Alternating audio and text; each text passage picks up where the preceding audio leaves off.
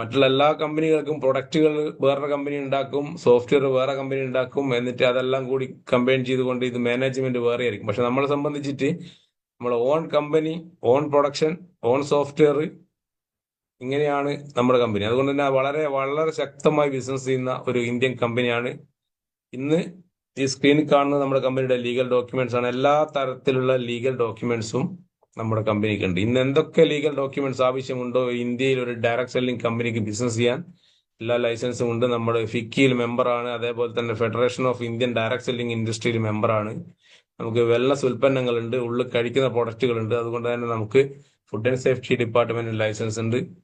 Make in India പദ്ധതിയുടെ ഭാഗമായി MSMEയുടെ അണ്ടറിലാണ് നമ്മുടെ കമ്പനി രജിസ്റ്റർ ചെയ്യപ്പെട്ടിട്ടുള്ളത്.